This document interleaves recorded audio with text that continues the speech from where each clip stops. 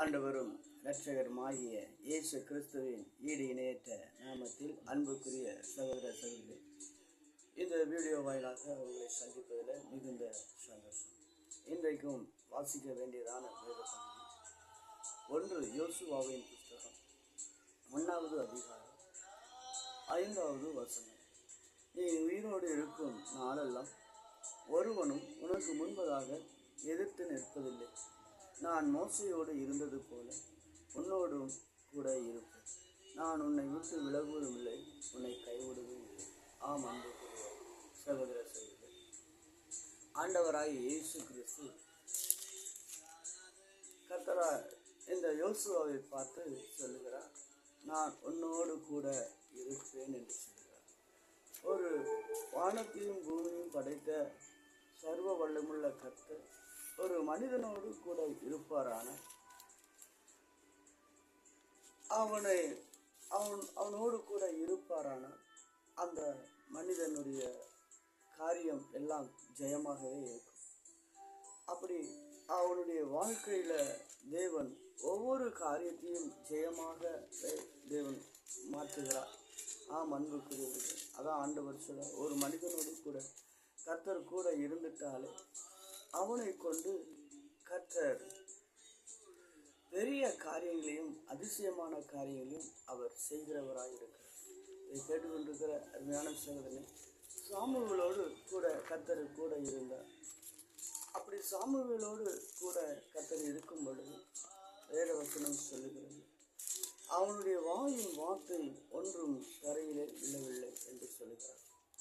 அவன் சொன்னதாகவே இருந்தது. பின்னும் கர்த்தர் சீலேயாவிலே தரிசனம் தந்தள்ளி கர்த்தர் சீலோவிலே தம்முடைய வார்த்தையினாலே சாமுவேலுக்கு தம்மை வெளிப்படுத்தினார். தம்மை என்ன செய்தார்? அவனோடு கூட இருந்தார். அவனோடு கூட இருந்து அவனுடைய வாயின் வார்த்தை ஒன்றுமே கீழே விழாதபடி இந்த சாமுவேலோடு கூட கர்த்தர் இருந்தார். அன்புக்குரிய சகோதர சகோதரிகள்,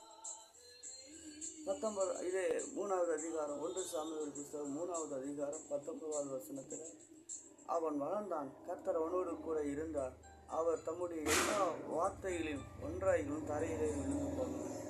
ஒரு மனிதனோடு கூட கர்த்தர் கூட இருந்தால் அவருடைய வாயின் வார்த்தை ஒன்றும் தரையிலே விழாது. அன்புக்குரியவர்கள், முதலாவது உங்களோடு கூட கர்த்தர் இருக்கிறார். அவர் இருந்தாரானால் உங்களுடைய வாயின் வார்த்தை ஒன்றும் தரையிலே விழுந்து போகாது. இதை கேட்டுக்கொண்டிருக்கிற அருமையான சகோதரனே, இவன் சொன்னது என்ன சொன்னா அது அப்படியே நிறைவேற்றி நடந்தது. பின்னொரு நாட்களிலே இந்த சவுலை பார்த்து உன்னுடைய ராஜ்யபாரம் நிலை நிற்காது என்று சொன்னான். தேவன் சொல்லி அவன் சொல்லவில்லை. ஆனால் அவன் சொல்லாமலே, கர்த்தர் சொல்லி விடாமலே, கர்த்தரை தரிசிக்காமலே அவன் சொல்லுகிறான். அந்த வார்த்தை அப்படியே நிறைவேறுகிறது. இதை கேட்டுக்கொண்டிருக்கிற அருமையான சகோதரனே, அவனுடைய ராஜ்யபாரம் நிலை நிற்கவில்லை. அவன் வருகிறான். அவன் கர்த்தர் இவன் சொல்லிவிடுகிறான், நான் வருவேன், வந்த பிறகு நீ சர்வாங்க தகன பலிகளை செலுத்தி நீ சண்டையிடலாம் என்று சொல்லி விடுகிறான். ஆனால் அந்த இடத்துல அவனை வருவதற்கு முன்பதாகவே இவன் சர்வாங்க தகன பலிகளை செலுத்தி விடுகிறான். சர்வாங்க தகன பலிகளை செலுத்தியவுடன்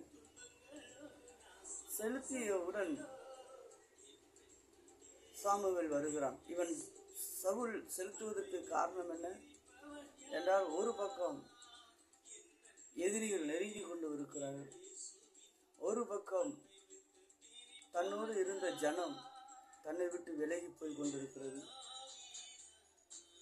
ஒரு புறம் தீர்க்கதரிசியாக சாமுவேல் வரவில்லை.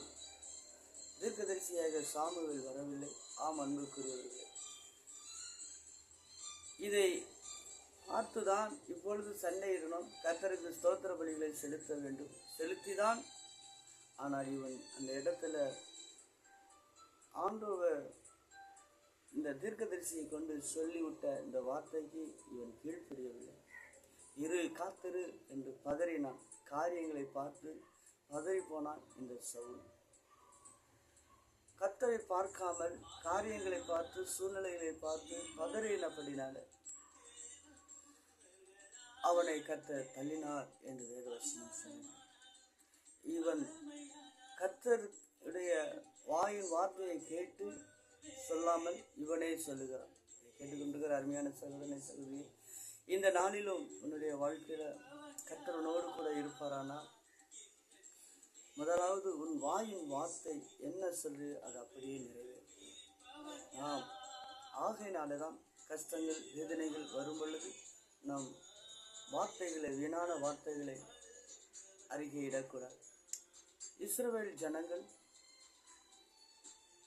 எகிப்திலிருந்து புறப்பட்டு வரும் பொழுது தேவன் சொல்லுகிறார், வனாந்தரத்தில் அவர்களை பாளையம் இறங்க சொல் என்று சொல்லுகிறார். அந்த இடத்துல பாளையம் இறங்கின அந்த இடத்துல எதிரியை அனுப்பிவிட்டதும் அவர்தான். ஆனால் அந்த இடத்தில் இஸ்ரவேல் ஜனங்கள் சொல்லுகிறார்கள், இந்த வனாந்தரத்தில் நாங்கள் செத்து போனால் எகிப்தில் கல்லறை பூமி இல்லை என்றால் இந்த வனாந்தரத்தில் கொண்டு வந்து என்று சொல்லி முறுமுறுக்கிறார்கள். அவர்கள் என்ன சொன்னார்களோ அது அப்படியே நிறைவேறியது. அன்புக்குரியவர்களே, ஆகையினால கஷ்டங்கள் வேதனைகள் வரும் பொழுது நம்மளுடைய வாயின் வார்த்தைகள் சரியாக இருக்கட்டும். கர்த்தர் உங்களை ஆசீர்வதிப்பார்கள். அந்த வார்த்தைகள் பலிக்கக்கூடியதாக இருக்கு. கேட்டுக்கொண்டிருக்கிற அருமையான சகோதரனே, உனக்காக நான் சொல்லிக்கிறேன்.